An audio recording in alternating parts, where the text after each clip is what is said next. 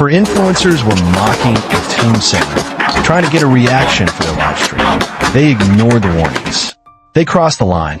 Then, an unexpected voice gave an order, and a decorated combat veteran responded instantly. Autumn in Arlington National Cemetery carries a silence that feels heavier than air. It settles over the rolling hills of perfectly aligned white headstones, muffling the distant hum of Washington, D.C. into a faint, respectful whisper. Here, at the tomb of the unknown soldier, the silence is the main event. It's a living entity, curated by decades of solemn tradition and guarded with a devotion bordering on the sacred. The white marble of the tomb gleamed under the cool sun, a monument not to victory, but to sacrifice.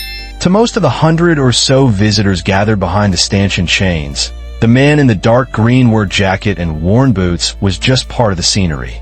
30 years old, with a quiet face and hands that looked accustomed to hard work, Leo Vance moved with an unobtrusive grace.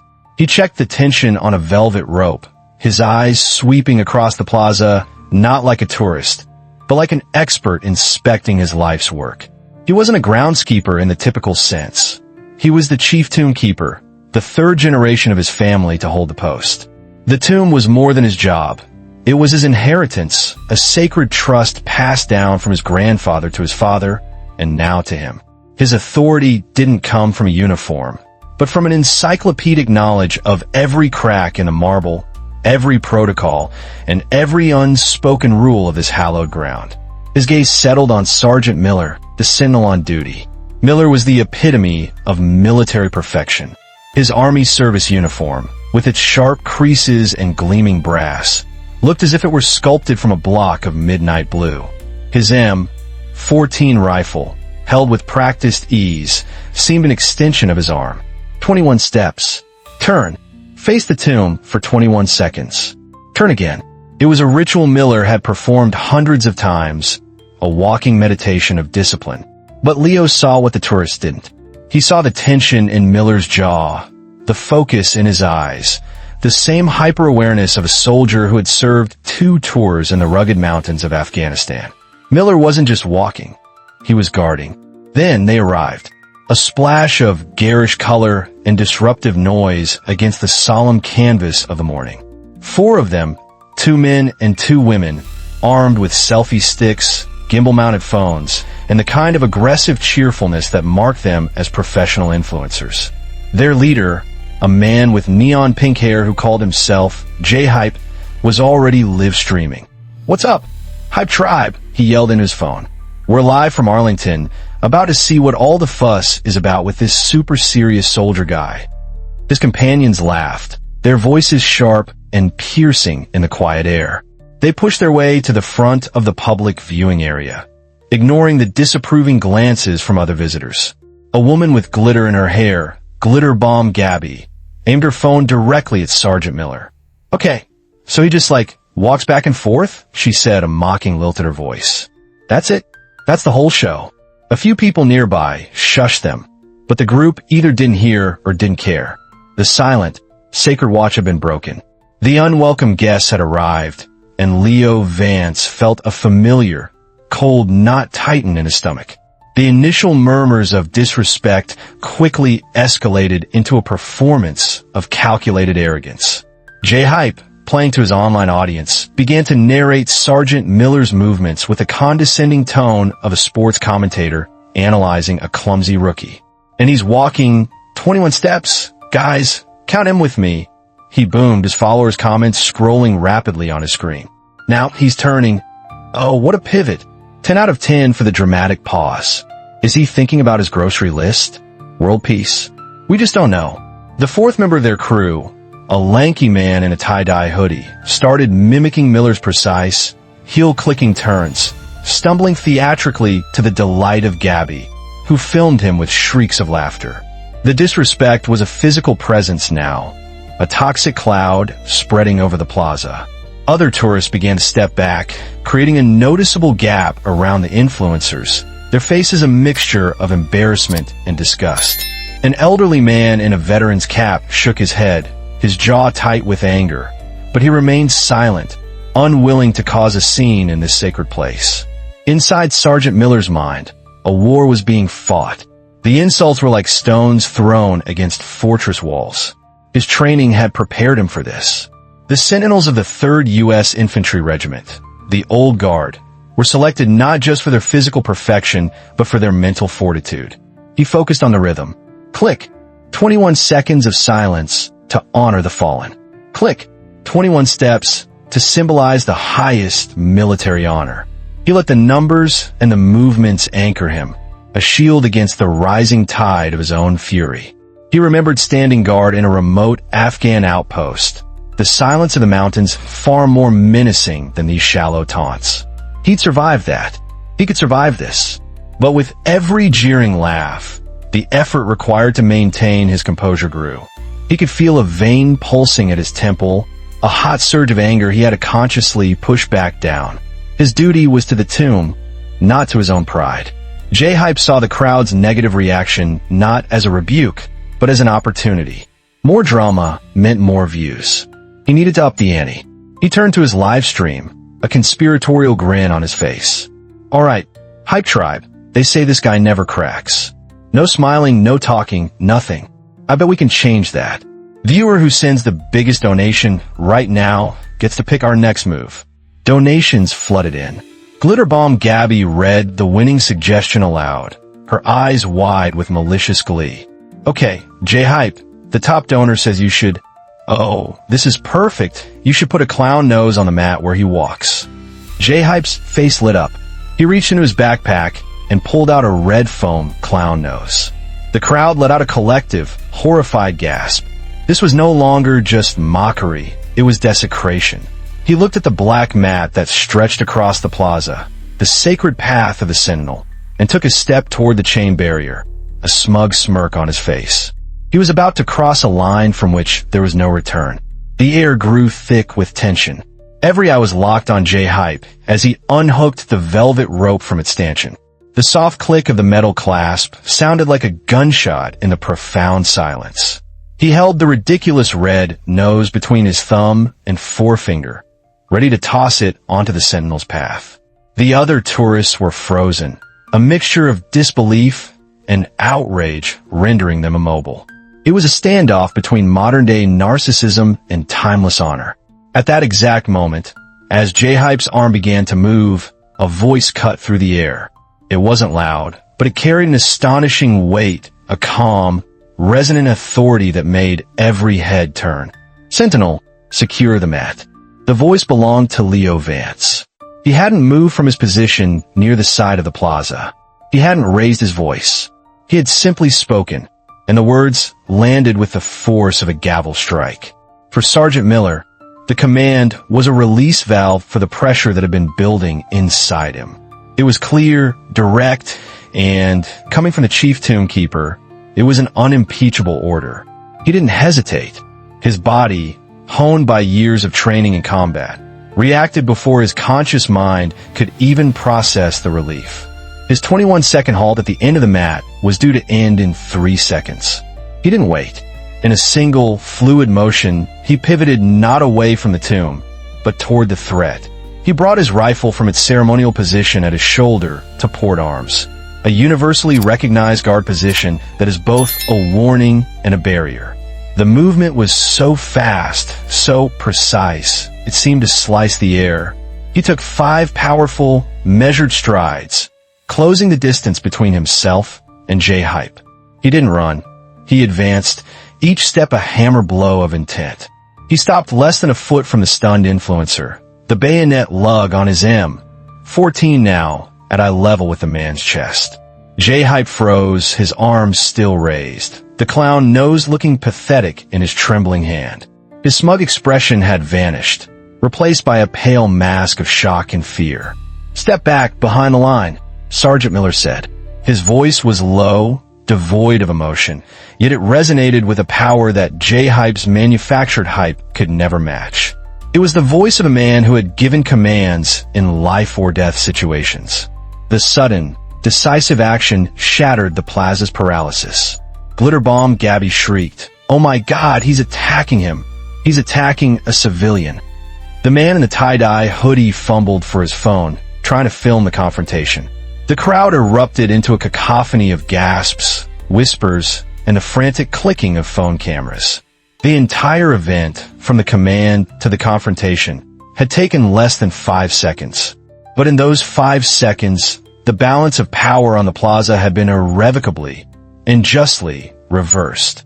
The chaos was immediate but short-lived.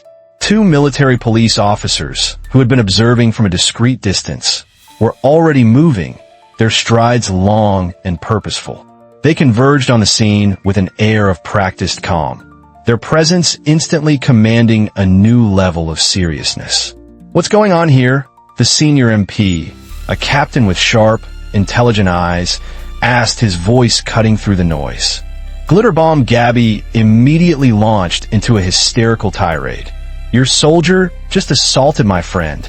We were just making content, creating, and he came at him with a gun. We're going to sue. We have millions of followers." J-Hype, emboldened by the arrival of the MPs, found his voice again. "Yeah, man, what's his problem? And who was that guy who yelled at him?" He pointed a shaky finger toward Leo, who was now walking calmly toward the group. "Is a gardener allowed to give orders to a soldier? I don't think so. We know our rights." The MP captain ignored them completely. His attention was solely on Leo. He stopped before the tomb keeper and gave a slight, respectful nod. "Mr. Vance, is there a problem?" The simple gesture and the honorific title sent a ripple of confusion through the influencer crew. They had dismissed Leo as a menial worker, an irrelevant part of the background. These individuals were attempting to desecrate the Sentinel's patrol mat after being repeatedly ignored by other visitors, Leo stated, his voice even and factual. He didn't need to embellish. The foam clown nose, still clutched in J-Hype's hand, was all the evidence anyone needed. The captain's gaze shifted to J-Hype, and for the first time, his expression turned to ice. He looked from the nose to the influencer's pale face. "You'll all be coming with us," he said flatly. "On what charge?" the tie-dye man blustered. "For having fun." The MP captain took a slow, deliberate step closer to him. Disorderly conduct, failure to obey lawful orders, and showing disrespect at a national shrine. But mostly, he paused, letting the weight of his next words sink in, for being stupid enough to not understand where you are. He then turned back to J-Hype, who was still fixated on Leo. "And for your information," the captain said, his voice clear enough for everyone nearby to hear, "he is not a gardener. He is Mr. Leo Vance, the third-generation chief tomb keeper for the tomb of the unknown soldier. On this plaza, his word is the rule." And Sergeant Miller was following his order perfectly. A wave of understanding washed over the crowd. The whispers turned into a low murmur of dawning comprehension. The man in the simple work jacket wasn't just staff, he was the guardian. His authority wasn't worn on a uniform, but was woven into the very fabric of the place. The influencers stared at Leo, their faces a comical canvas of disbelief and dawning horror. They hadn't just provoked a soldier. They had insulted the king in his own castle. As the military police escorted the 4 subdued influencers away from the plaza, a sense of order began to restore itself. Their protests had faded into mumbled complaints, the bravado evaporating under the cold reality of federal jurisdiction. The crowd watched them go, their departure met not with cheers, but with a solemn, unified silence. Sergeant Miller had already returned to his post. With flawless precision, he resumed his patrol, his movements as crisp and unwavering as if nothing had happened. Yet, everyone present knew they had witnessed a rare break in the perfect facade, a glimpse of the steel that lay beneath the ceremony. The air was different now, charged with a renewed sense of reverence. The tourists watched Miller's patrol with a new understanding, their gazes filled with awe and respect. After the official changing of the guard ceremony concluded, Leo approached Sergeant Miller as he was coming off duty. "Your response was exemplary, Sergeant," Leo said quietly. Miller, now standing at ease, met his gaze. A flicker of emotion, gratitude, maybe crossed his stoic features. "I just followed the order, Mr. Vance." "It was the right order," Leo replied. You upheld the dignity of the tomb. My father and grandfather would have been proud of you." In that brief exchange, a bond of mutual respect was forged between the keeper and the guard, two men from different worlds united by a shared, sacred duty. Later that afternoon, Leo sat in the office of the cemetery superintendent, a retired three-star general with a face like a roadmap of American military history. The general had already seen the reports and watched the video, which was rapidly going viral. "You handled that perfectly, Leo," the general said, steepling his fingers. "You asserted authority without overstepping, and you trusted your man on the ground. It was a textbook de-escalation, followed by a necessary show of force." "They left us no choice, sir," Leo said. "They never do," the general sighed. "This social media disease, it's creating a generation that mistakes attention for respect. We need to be better at teaching the difference." The conversation turned to improving signage and educational outreach, but the real outcome of the day was already in motion. A week later, a commendation letter was added to Sergeant Miller's official file, praising his unflinching discipline and decisive action in the face of public disrespect. More significantly, he was offered a position as an instructor for the new generation of Sentinels, a role reserved for only the most distinguished members of the old guard. His moment of controlled action had affirmed him as a leader, a man capable of teaching others the profound balance between ceremony and strength. The legacy of that single command was already beginning to grow. The video, captured by a history teacher on vacation, spread across the internet not as a clip of conflict, but as a lesson in dignity. The narrative wasn't about an angry soldier. It was about a guardian protecting a sacred space. News outlets picked it up, and for a few days, the country had a conversation about what it means to show respect in public spaces, especially those dedicated to sacrifice. The influencers' channels were flooded with negative comments, their brand of manufactured chaos exposed as shallow and offensive. They issued a tearful, heavily monetized apology video, but the damage was done. Their 15 minutes of fame had ended in disgrace.